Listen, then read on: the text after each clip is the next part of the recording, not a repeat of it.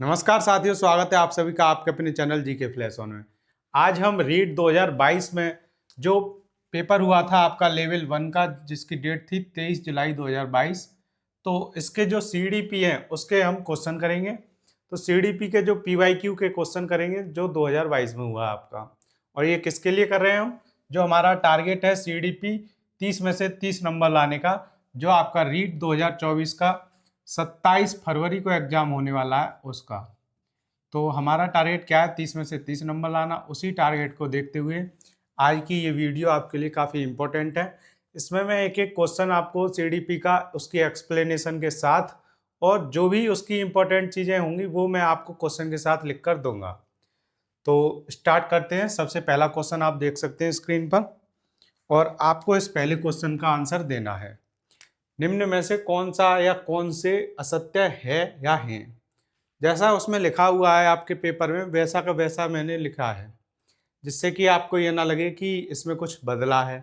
Same to same ऐसे ही paper में पूछते हैं कंफ्यूज करने के लिए, कौन सा और से कर दिया, जिससे कि आपको ये ना लगे कि ये सारे ऑप्शन है या कोई एक है। असत्य है, हैं, तो वो काफ़ी अच्छी भाषा का इस्तेमाल करते हैं, जिससे आपको कोई भी कन्फ्यूजन ना रहे कि एक की पूछ रहा है या बहुत सारों की पूछ रहा है। तो जैसे भी आपको जो सही आंसर लगे वो आप लगा सकते हैं। तो आपको बताना है इनमें से गलत कौन सा है, असत्य यानी कि गलत। ए बी सी डी ये 4 ऑप्शन लिखे हुए हैं, इनमें से फिर आपको चूज करना है कि ये तीनों गलत हैं, ए बी और सी, या फिर बी और सी गलत है, या केवल ए गलत है, या फिर सी और डी गलत है। तो ये चारों ऑप्शन आप पढ़ लेंगे। अब आपने अपनी मर्जी से अपना आंसर लगा लिया होगा, कोई भी इन 4 में से 1 2 3 4 इनमें से आपको अपना ऑप्शन चूज करना है। अब मैं पढ़ के बताता हूँ। ए ऑप्शन दिया है, यह समझना जरूरी नहीं है कि प्रत्येक बच्चा अद्वितीय है। तो ये तो विकास के सिद्धांत के बिल्कुल अपोजिट है, क्योंकि विकास का सिद्धांत कहता है कि प्रत्येक बच्चा क्या है, अपने आप में यूनिक है और अद्वितीय है। और ये कह रहा है कि समझना जरूरी ही नहीं है कि बच्चा अद्वितीय है। तो ये वाला ऑप्शन क्या है? गलत है। यानी कि ये बात जो बोली है इस ऑप्शन में वो गलत है।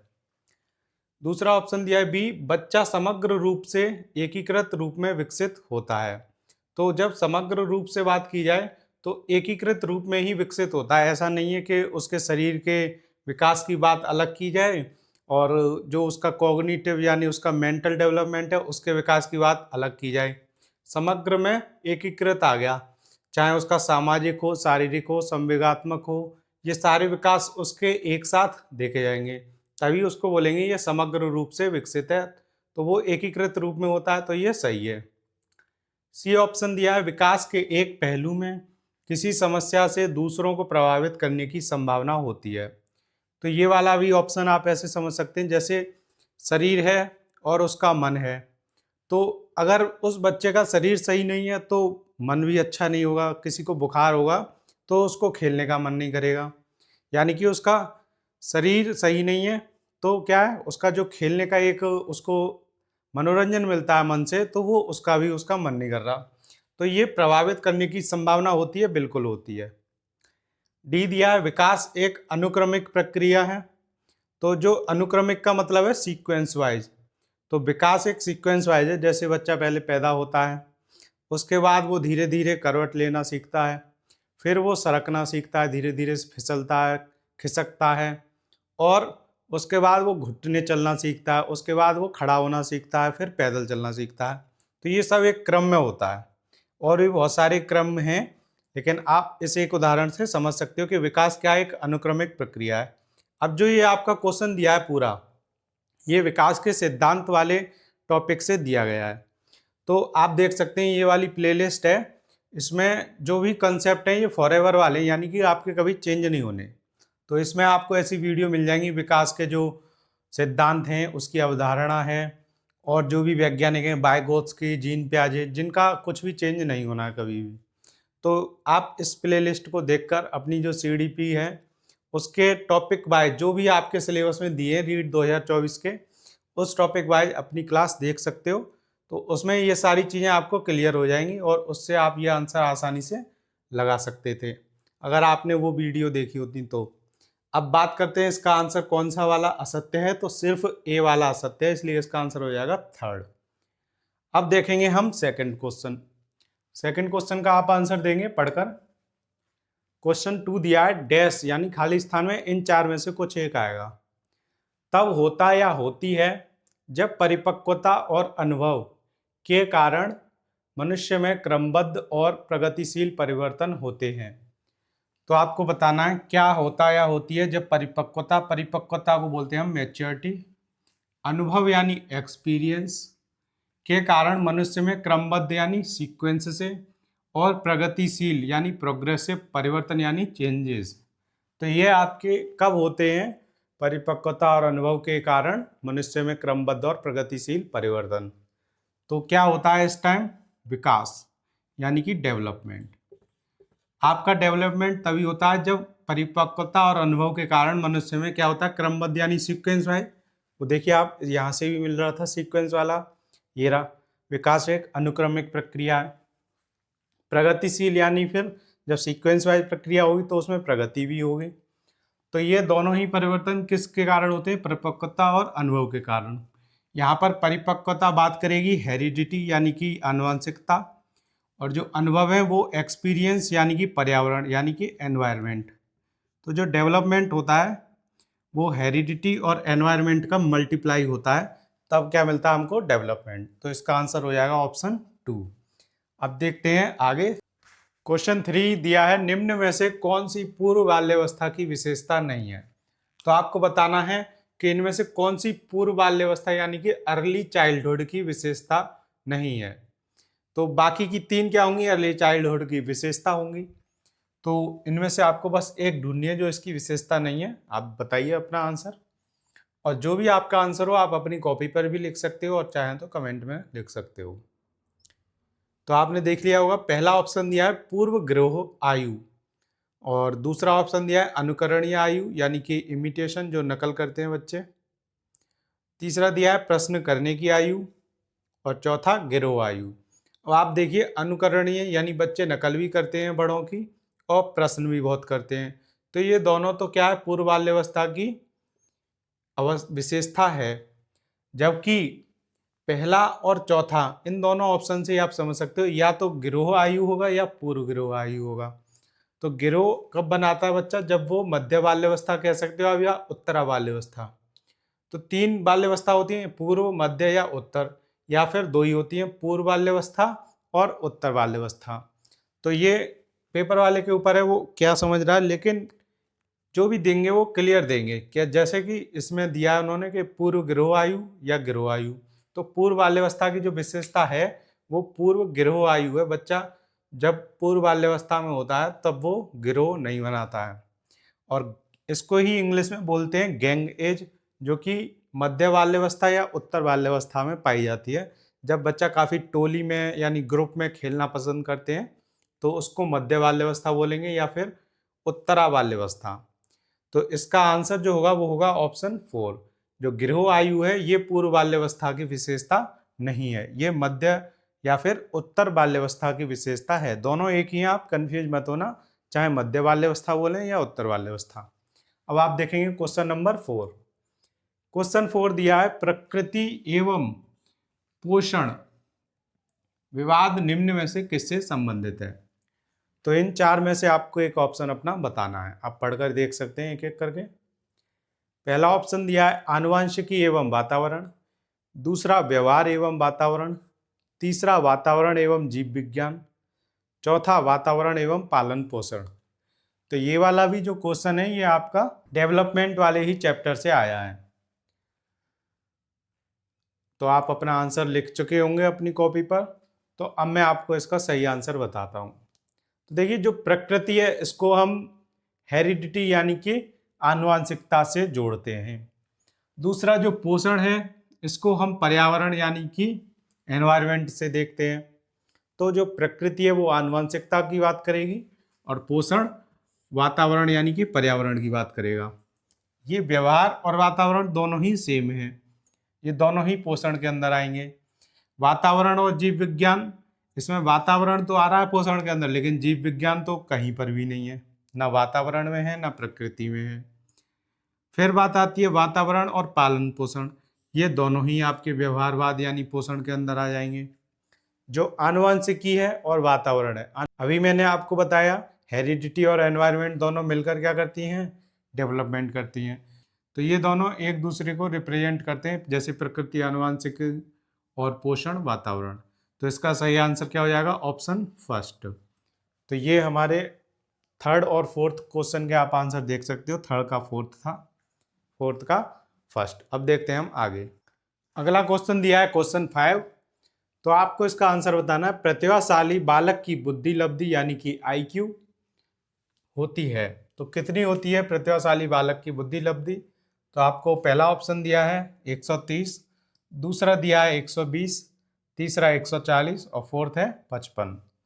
तो आपको इन चार में से अपना कोई आंसर चुनना है जो प्रतिभाशाली बालक की बुद्धि लब्धि होती है। तो ज़्यादातर स्टूडेंट्स को कन्फ्यूजन 2 में होगा या 3 में, क्योंकि 55 तो बहुत कम है, तो ये तो प्रतिभाशाली बालक की बुद्धि लब्धि होगी नहीं। आपने इतना तो पढ़ा ही होगा अपनी BTC में, DLED में जो भी किया हो। तो ये आपका 55 तो बहुत कम हो गया। 120, 130, 140 इनमें कन्फ्यूजन होगा। तो आप अपना आंसर दे सकते हैं। उससे पहले मैं आपको इस क्वेश्चन से रिलेटेड थोड़े नोट बताऊं और बाद में बुद्धि लब्धि का वर्गीकरण यानी कि सारी बुद्धि लब्धि और उनकी सीमा कि कहाँ से कहाँ तक होती हैं, तो उनकी बात करेंगे। वर्गीकरण क्या होता है कि प्रतिभाशाली बच्चा है या सामान्य है या मंदबुद्धि है, तो उसकी जो बुद्धि लब्धि सीमा होगी उसकी बात की जाएगी और उसका वर्गीकरण। तो अभी इसके बारे में जो नोट है वो देखते हैं। आप तब तक अपना आंसर इसमें से कोई सा भी अपनी कॉपी पर लिख सकते हैं। 1912 में विलियम स्टर्न ने बुद्धि लब्धि नामक अवधारणा दी। उससे पहले 1905 में बिने ने सिर्फ बुद्धि लब्धि की बात की थी, लेकिन जो इसकी एक कॉन्सेप्ट है पूरा, वो किसने दी थी, विलियम स्टर्न ने। तो इन्होंने जो बुद्धि लब्धि की अवधारणा दी उसमें इन्होंने बताया था IQ यानी कि बुद्धि का जो अनुपात है वो क्या होता है, मानसिक आयु बटे वास्तविक आयु। MA का मतलब मेंटल एज और CA का मतलब क्रोनोलॉजिकल एज, जो अभी वर्तमान में आपकी आयु है, करेंट एज वो। तो आप इसको CA से क्रोनोलॉजिकल एज याद करने की जगह करेंट एज करके याद करेंगे तो आपको आसानी रहेगी। तो अब आगे इसमें दिया कि जो इन्होंने एक फॉर्मूला दिया था IQ वाला, तो इसमें ऐसे सीधे सीधे भाग करते थे वास्तविक आयु से मानसिक आयु में, तो दशमलव में आंसर आता था। तो दशमलव में आंसर आने की वजह से जो बुद्धि लब्धि है उसका इस सीमा के अंदर हम क्लियर अच्छे से नहीं पता कर पा रहे थे। तो इसी में सुधार करके जो वैज्ञानिक थे टर्मन, उन्होंने एक फॉर्मूला दिया IQ बराबर MA बटे CA गुणा 100। MA का मतलब मेंटल एज यानी कि मानसिक आयु और CA का मतलब वास्तविक आयु क्रोनोलॉजिकल एज। तो इसमें बस उन्होंने मल्टीपल कर दिया 100 का। तो अगर 100 का मल्टीपल करके आ जाए तो आपको आंसर लगाना है कि किसने दिया बुद्धि लब्धि का, ये वाला फॉर्मूला टर्मन ने। और अगर ये वाला फॉर्मूला आ जाए IQ बराबर मानसिक आयु MA बटे वास्तविक आयु यानी कि CA क्रोनोलॉजिकल एज, सिर्फ इतना हो, 100 का गुणा ना हो इसमें, तो इसका सही आंसर होगा विलियम स्टर्न। और वो सीधे सीधे पूछ ले बुद्धि लब्धि यानी कि IQ नामक अवधारणा किसने दी, तब भी आपका आंसर होगा विलियम स्टर्न। तो ये बात रही नोट की। अब इसका जो सही आंसर है प्रतिभाशाली बालक की बुद्धि लब्धि कितनी होती है, तो उसका सही आंसर है थर्ड 140। तो 140 बुद्धि लब्धि होती है प्रतिभाशाली बालक की। अब हम बात करेंगे बुद्धि लब्धि वर्गीकरण और उसकी सीमा की। सबसे पहला दिया है इसमें प्रतिभाशाली। तो प्रतिभाशाली अगर बुद्धि लब्धि वर्गीकरण की बात करें तो जो प्रतिभाशाली, एक हमने अलग से बुद्धि लब्धि का नाम रख दिया है प्रतिभाशाली, तो उसके अंदर जो बुद्धि लब्धि की सीमा होगी वो कितनी होगी, 140 होगी या फिर 140 प्लस यानी उससे अधिक। दूसरी बात करें अतिश्रेष्ठ, वो होती है 130 से 139। अब ये सब क्या है, ये जो टर्मन ने इस वाले फॉर्मूले से निकाले हैं बुद्धि लब्धि के आंकड़े, उसके आधार पर हैं, न कि विलियम स्टर्न के इस वाले फॉर्मूले से। अगर पूछे आपसे, मैंने आपको बताया बुद्धि लब्धि की जो अवधारणा है वो विलियम स्टर्न का ही नाम आएगा कि विलियम स्टर्न ने दी, जबकि ये वाला जो फॉर्मूले में सुधार किया है वो किसने किया, टर्मन ने। तो तीसरा दिया है श्रेष्ठ। श्रेष्ठ बुद्धि का जो बुद्धि लब्धि सीमा है वो 120 से 129 तक IQ लेवल होगा, तो बच्चा किस में आएगा, श्रेष्ठ की कैटेगरी में आएगा। और फोर्थ है सामान्य से अधिक 110 से 119। फिफ्थ सबसे इंपॉर्टेंट आपका फिफ्थ वाला, जैसे ये फर्स्ट वाला काफ़ी इंपॉर्टेंट है ऐसे ही ये फिफ्थ वाला इंपॉर्टेंट है, सामान्य। तो सामान्य बच्चा क्या होता है, 90 से 109 के बीच में इसका आईक्यू लेवल होता है। सिक्स दिया है सामान्य से कम, यानी कि 80 से 89। और सेवेंथ दिया है सुस्त, तो सुस्त या इसको सीमा रेखा भी बोलते हैं, तो ये है 70 से 79। तो जो अगर 70 से 79 होगी बच्चे की बुद्धि लब्धि, तो सीधे सीधे उसमें ऑप्शन दे देंगे वो चार। मैंने आपको बताया कि रीट में रटने जितना आपने रट लिया तो रटने वाले के नंबर सबसे ज़्यादा आएंगे। तो किसी ने ये रट लिया कि सुस्त के 70 से 79 होते हैं, मंदबुद्धि मूर्ख के 50 से 69 IQ लेवल होता है। अब ये क्वेश्चन में आ जाए कि 70 से 79 क्या होता है और आपको चार दे दें ऑप्शन, सामान्य से कम, सुस्त, मंदबुद्धि, कमजोर। तो जिसने अच्छे से रट लिया वो आराम से इसका आंसर स्वस्थ वाला लगा देगा, तो उसका सही हो जाएगा। बाकी इंपॉर्टेंट मैं आपको बता रहा हूँ। सबसे पहला प्रतिभाशाली, जिनको रटना नहीं आता है वो ऐसे कर लें। ऊपर के तीन आसानी से रट लेते हैं, जिनको रटना नहीं आता है तब भी वो टॉप 3 आराम से रट लेते हैं। बाकी फिर इंपॉर्टेंट, एक तो ये सामान्य, और फिर ये लास्ट वाला जड़ बुद्धि, ये भी रट लेंगे आप कि 0 से स्टार्ट होता है, 24 तक का जो आंकड़ा है वो जड़ बुद्धि के अंदर आएगा। फिर कमजोर बुद्धि होती है वो 25 से 49, यानी 25-25 के आंकड़े में चल रहे हैं। फिर मंद बुद्धि और मूर्ख, यहाँ पर 20 का ही अंतर हुआ, 50 से 69। तो ये मंद बुद्धि कहिए या मूर्ख कहिए एक ही बात है, 50 से 69 के बीच में। सुस्त 70 से 79, सामान्य से कम 80 से 89, सामान्य 90 से 109। इसमें 20 का अंतर आ गया फिर दोबारा, तब से बीच में 10 का चलने लग गया था, ये भी 10 का अंतर था। अब फिर सामान्य से अधिक 110 से 119, फिर 10 का अंतर आ गया। श्रेष्ठ 120 से 129, फिर 10 का अंतर। अति श्रेष्ठ 130 से 139, फिर 10 का अंतर। और इसके बाद लास्ट प्रतिभाशाली, प्रतिभावान कुछ भी दे सकते हैं आपको, 140 होगी या फिर 140 से ज़्यादा। तो ये आपके बुद्धि लब्धि के वर्गीकरण और उनकी सीमाएं आपको ये सीधे सीधे याद कर लेने हैं, और ये काफ़ी इंपॉर्टेंट है, आपको ये वाला नोट जरूर याद में रखना है। तो अब देखते हैं आगे का क्वेश्चन। आप देख सकते हैं क्वेश्चन 6 दिया है, स्कूलों को डैश यानी खाली स्थान में इन चार में से कोई एक आएगा, उनकी व्यक्तिगत भिन्नताओं का ध्यान रखना चाहिए। तो अब क्या दिया है, प्रत्येक छात्र को विशिष्ट महसूस करवाने हेतु उनकी व्यक्तिगत भिन्नताओं का ध्यान रखना चाहिए। दूसरा ऑप्शन दिया है, छात्रों के बीच के अंतर को कम करने हेतु उनकी व्यक्तिगत भिन्नताओं का ध्यान रखना चाहिए। तीसरा ऑप्शन दिया है, छात्रों एवं छात्राओं की क्षमताओं और प्रदर्शन को नहीं जानने के लिए उनकी व्यक्तिगत भिन्नताओं का ध्यान रखना चाहिए।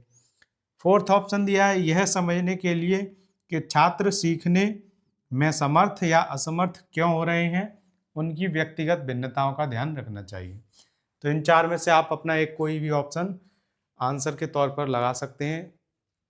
तो देखिए, आप पहले अच्छे से पढ़ लीजिए। तो स्कूलों के आधार पर पूछा गया ये, तो किसकी, छात्रों की व्यक्तिगत भिन्नताओं का ध्यान रखना चाहिए, तो क्यों रखना चाहिए, वो इन चार में से कोई एक आंसर होगा। तो अब मैं आपको एक्सप्लेनेशन के साथ बताता हूँ, आपने अपना आंसर लगा लिया होगा इन चार में से। पहला ऑप्शन दिया है, प्रत्येक छात्र को विशिष्ट महसूस करवाने हेतु। तो जो स्कूल होते हैं वो छात्रों को विशिष्ट यानी कि स्पेशल महसूस करवाने के लिए नहीं होते हैं, और यहाँ पर जो बात कही गई है उनकी व्यक्तिगत भिन्नताओं का ध्यान इसलिए नहीं रखा जाता है कि उनको विशिष्ट महसूस करवाएं, तो ये वाला ऑप्शन बिल्कुल गलत हो गया। सेकंड ऑप्शन दिया है, छात्रों के बीच अंतर को कम करने हेतु। तो जो छात्रों के बीच के अंतर को कम तो किया जाता है, लेकिन उसके लिए उनकी व्यक्तिगत भिन्नताओं का ध्यान रखने से उनके बीच का अंतर कम नहीं होगा, तो ये वाला भी ऑप्शन गलत हो गया। थर्ड ऑप्शन दिया है, छात्रों एवं छात्राओं की क्षमताओं और प्रदर्शन को नहीं जानने के लिए। तो छात्रों और छात्राओं की क्षमताओं और प्रदर्शन को अगर हम नहीं जानेंगे तो उनकी व्यक्तिगत भिन्नताओं का ध्यान कैसे रखेंगे। ये तो पूरा सीधे सीधे आपको नेगेटिव दिख गया कि जब उनकी क्षमता और प्रदर्शन को जानेंगे ही नहीं तो फिर क्या उससे हम अंतर कम कर पाएंगे, व्यक्तिगत भिन्नताओं का कैसे ध्यान रखे, कोई फायदा ही नहीं। तो ये वाला भी गलत हो गया। तो अब ये फोर्थ ऑप्शन बचा, यह समझने के लिए कि छात्र सीखने में समर्थ या असमर्थ क्यों हो रहे हैं। तो इस कारण के लिए कि छात्र सीखने में समर्थ हैं या असमर्थ हैं, तो वो हैं तो क्यों हो रहे हैं, इस बात के लिए उनकी व्यक्तिगत भिन्नताओं का ध्यान रखना चाहिए कि हर एक छात्र की, जब एक एक बच्चे की हमको स्पेशलिटी, उसकी पर्सनल बात पता होगी कि ये सफल क्यों हो रहा है, असफल क्यों हो रहा है, तभी तो हम उनकी जो व्यक्तिगत जो भिन्नता है उनका ध्यान रखेंगे, तब ये कर पाएंगे ना कि वो कैसे सीखेगा कैसे नहीं सीखेगा। जब तक हमको हर एक बच्चे के लेवल पर अलग अलग नहीं पता होगा तो हम ये नहीं कर पाएंगे कि वो कैसे सीख रहा है और कैसे फेल हो रहा है। तो ये इसका सही आंसर हो जाएगा ऑप्शन 4 वाला। तो अब आप समझ गए होंगे, थोड़ा कन्फ्यूजन वाला क्वेश्चन है, लेकिन बस आपको ये कीवर्ड पकड़ना है इसका, व्यक्तिगत भिन्नताओं। अगर आपको उनके पर्सनल डिफरेंस पता होंगे तभी आप ये जान पाएंगे कि वो सीखने में समर्थ क्यों हैं और असमर्थ क्यों हैं। तो इसलिए इसका ऑप्शन 4 बिल्कुल सही है। अब देखते हैं अगला क्वेश्चन, क्वेश्चन नंबर 7। तो क्वेश्चन 7 दिया है आपको, 16 वर्ष आयु का बच्चा, 16 वर्ष आयु का बच्चा बुद्धि लब्धि परीक्षण में 75 अंक प्राप्त करता है, उसकी मानसिक आयु डैश वर्ष होगी। तो कितनी होगी उसकी मानसिक आयु, ये आपको बताना है। तो आप सॉल्यूशन करेंगे, फॉर्मूला आप टर्मन वाला लगाएंगे। क्या दिया था, I Q is equal to M A, यानी कि मेंटल एज, यानी कि मानसिक आयु, और मानसिक आयु ही हमसे पूछी है, अपॉन क्रोनोलॉजिकल एज, यानी कि जो वर्तमान आयु है वो वास्तविक आयु, गुणा 100। तब आई क्यू निकालते थे हमें इस फॉर्मूले से। अब यहाँ पर आई क्यू हमें पहले ही दे रखा है 75, तो यहाँ आई क्यू की जगह लिख देंगे हम 75, और जो चीज़ हम पे नहीं है मानसिक आयु यानी एम ए नहीं है, तो यहाँ पर एम ए की जगह एम ए लिख देंगे, अपॉन सी ए कितना, 16 वर्ष आयु का बच्चा है तो यहाँ 16 लिख दिया, और फॉर्मूले में क्या दे रखा है, मल्टीप्लाई 100, बाकी कोई चीज़ नहीं दे रखी है हमें। अब इसे हम सॉल्व कर लेंगे।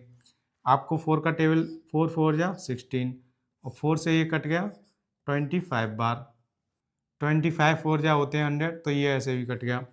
अब ये जो 4 है ये इधर मल्टीप्लाई में, तो आप ये 4 इधर ले आएंगे और ये 25 कहाँ जाएगा, अपॉन में आ जाएगा। तो अब क्या हो जाएगा, 75 into 4 upon 25 is equal to M A. अब ये एम ए अकेला रह गया। अब एम ए की वैल्यू जो भी आएगी इसको सॉल्व करने के बाद आएगी। 25 से ये 75 कट गया 3 बार, और 4 इंटू 3 कितने हो गए, 12। तो हमारा एम ए कितना हो गया, 12। तो आंसर 2 हमारा बिल्कुल करेक्ट आंसर हो गया। तो ये 12 वर्ष आयु होगी अगर उसकी बुद्धि लब्धि परीक्षण में 75 अंक प्राप्त कर रहा है और 16 वर्ष आयु का बच्चा है। तो इसका आंसर हो गया ऑप्शन 2। तो आपको ये फॉर्मूला याद कर लेना है, आई क्यू बराबर एम ए अपॉन सी ए गुणा 100। अब देखते हैं आगे के क्वेश्चन। अगला क्वेश्चन है हमारा क्वेश्चन नंबर 8। तो इसमें दिया है एक कथन पूरा, और फिर लास्ट में पूछा है यह सिद्धांत किसने दिया। तो इन 4 वैज्ञानिकों के नाम दिए, इनमें से किसी ने यह वाला सिद्धांत दिया है। तो आपको ये अच्छे से पढ़ लेना है। आप अपना आंसर लगाइए। तो इसमें दिया है प्रत्येक व्यक्ति का कार्य निश्चित योग्यताओं का प्रतिबिंब होता है। किसी विशेष कार्य को करने में व्यक्ति अपनी समस्त मानसिक योग्यताओं में से कुछ को प्रतिदर्श के रूप में चयन कर लेता है। यह सिद्धांत किसने दिया। तो इन 4 वैज्ञानिकों के नाम में पहला है थॉर्नडाइक, दूसरा थर्स्टन, तीसरा गिलफोर्ड और फोर्थ है थॉमसन। तो आपने अपना आंसर चुन लिया होगा। अब मैं बताता हूँ इसका सही आंसर। तो इसका सही आंसर है थॉमसन। तो थॉमसन ने जो अपना एक सिद्धांत दिया है, वर्ग घटक, या फिर इसको संघ सत्तात्मक सिद्धांत भी बोलते हैं, संघ सत्तात्मक। तो इस सिद्धांत के अंदर जो बात हुई है उसके बारे में यहाँ पर बताया गया है। तो अगर आपको किसी के भी सिद्धांत का सीधे सीधे पहले तो ये पूछते थे कि वर्ग घटक सिद्धांत किसने दिया या संघ सत्तात्मक सिद्धांत किसने दिया, तो आप थॉमसन आंसर लगाते। अब इसकी पूरी थ्योरी दे दी है तो आपको फिर इस सिद्धांत के बारे में भी पता होना चाहिए। तो अगली क्लास जो हमारी होगी वो सिद्धांत और उनके अंदर जो भी सिद्धांत में बताया गया है इम्पोर्टेंट, जैसे ये पूरी एक लाइन है, तो ऐसी ऐसी बातें आपको बताई जाएंगी जिससे आप सीधे पता कर सकते हैं ये किस सिद्धांत की बात की गई है। और सिद्धांत तो सबसे पहली क्लास में ही मैंने आपको याद करवा दिए थे। कौन से वैज्ञानिक ने कौन सा सिद्धांत दिया है? तो इस क्वेश्चन का आंसर जो हो गया वो हमारा हो गया थॉमसन। अब देखते हैं अगला क्वेश्चन, क्वेश्चन नंबर 9। निम्न में से कौन सी व्यक्तित्व मापन की प्रक्षेपी विधि यानी कि प्रोजेक्टिव मेथड, प्रोजेक्टिव जिसको इंग्लिश में नहीं पता हो हिंदी में मैं बता दे रहा हूँ, प्रोजेक्टिव मेथड, विधि को तो आप मेथड समझ ही सकते हैं। तो प्रक्षेपी का मतलब है प्रोजेक्टिव। तो इनमें से कौन सी व्यक्तित्व मापन की प्रोजेक्टिव मेथड या प्रक्षेपी विधि है? तो पहला दिया निर्धारण मापनी, दूसरा अवलोकन, तीसरा साक्षात्कार और चौथा कथानक संप्रत्याक्षण परीक्षण। तो इसका जो सही आंसर है वो है फोर्थ ऑप्शन, कथानक संप्रत्याक्षण परीक्षण। इसको शॉर्ट में बोल देते हैं TAT, टेट। ठीक है, इसमें 30 कार्ड होते हैं, आपको पता ही होगा, सफेद और काले रंग के, सफेद काले, बस इतनी जानकारी जरूरी है कि 30 कार्ड होते हैं और एक कार्ड होता है खाली यानी कि रिक्त, जिस पर कुछ नहीं होता। तो ये तो थोड़ी जानकारी है, वो बाकी आगे डिटेल में जब हम इसके व्यक्तित्व मापन की बात करेंगे तब पढ़ेंगे। तो ये जो होता है कथानक संप्रत्याक्षण परीक्षण, ये क्या है? व्यक्तित्व मापन की प्रोजेक्टिव मेथड है। और जो 4 मेथड होते हैं वो उनके नाम और मैं आपको बता देता हूँ। सबसे पहला है रोरसा का स्याही धब्बा परीक्षण, दूसरा टेट, यही कथानक संप्रत्याक्षण परीक्षण जिसको टेट बोलते हैं, थीमेटिक एप्रिसिएशन टेस्ट होता है। और थर्ड दिया है वाक्य पूर्ति करना, और फोर्थ है प्रक्षेपी चित्रकारी यानी कि प्रोजेक्टिव ड्राइंग। तो ये आपके चारों आंसर हो गए इसके। अब ये चारों हैं क्या? ये व्यक्तित्व मापन की जो प्रक्षेपी विधि है, प्रोजेक्टिव मेथड, उसके हैं चारों। अब देखते हैं हमारा आखिरी क्वेश्चन आज की इस वीडियो का। 10-10 क्वेश्चन करेंगे हम डिटेल में, उसके बाद हम जो भी आगे 10 क्वेश्चन करेंगे, जितने भी पढ़ेंगे उससे हम एकाएक कॉन्सेप्ट पूरा क्लियर करते चलेंगे। क्वेश्चन 10 दिया है, सृजनात्मकता मुख्यतः किससे संबंधित है? तो इन 4 में से आपका एक सही आंसर है और वही इस नोट में इस खाली स्थान पर आएगा। उसके बारे में भी आप पढ़ सकते हैं, ये 2 बातें मैंने लिख रखी हैं। तो पहला दिया है अति सक्रियता, दूसरा कम बोधगम्यता, तीसरा अभिसारी चिंतन और चौथा अपसारी चिंतन। अभिसारी चिंतन को इंग्लिश में कन्वर्जेंट थिंकिंग कहते हैं, अपसारी को डाइवर्जेंट थिंकिंग। तो आपका सही जो आंसर है वो आप अपनी कॉपी पर लिख सकते हैं। तो देखिए इनमें से जो भी आंसर होगा, तो जो सृजनात्मकता को मुख्यतः संबंधित, जिससे है सृजनात्मकता संबंधित, तो वो इनमें से क्या है, उसके गुण ये समझ लीजिए।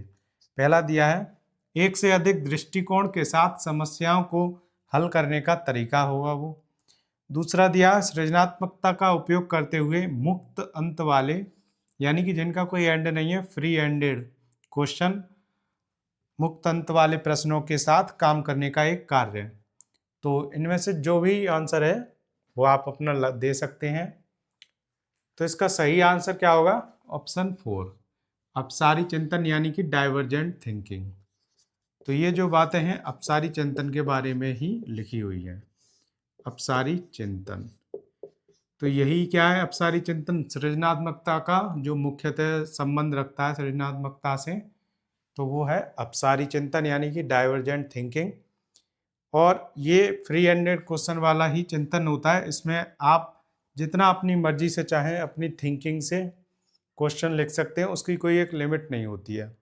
तो वही क्वेश्चन कहलाते हैं अपसारी चिंतन के ऊपर जो आधारित होते हैं मुक्त अंत वाले प्रश्न। तो आज की वीडियो में हमने ये 10 प्रश्न कर लिए उनकी व्याख्या के साथ साथ। तो ये जो रीट 2022 का PYQ है 23 जुलाई 2022 को जो हुआ है, इससे हम पूरे 30 क्वेश्चन करेंगे और CDP के बारे में अच्छे से जान लेंगे। और आपने अभी तक अच्छे से समझ लिया होगा इन 10 क्वेश्चनों से कि कैसे कैसे इसके एक एक क्वेश्चन के अंदर कितनी सारी जानकारियाँ छुपी हुई हैं। और इन्हीं टॉपिक पर आपका जो अब पेपर आने वाला है ये 2024 वाला, जो 27 फरवरी को आपका एग्जाम है। तो बस आपको ये प्रश्न देख लेने हैं कौन कौन से कैसे कैसे आ रहे हैं। बाकी जो भी आपको क्वेश्चन दिख रहे हैं उन्हीं से रिलेटेड आपको टॉपिक को अच्छे से अपना पढ़ लेना है। बाकी हम आपकी क्लास ला ही रहे हैं CDP की। आपके अगर आपने सारी क्लास कर ली रीट 2024 की जो आपकी CDP की हो रही है, तो आपके 30 में से 30 नंबर पक्के हैं CDP में। तो मिलते हैं आपसे अगली वीडियो में, तब तक के लिए धन्यवाद।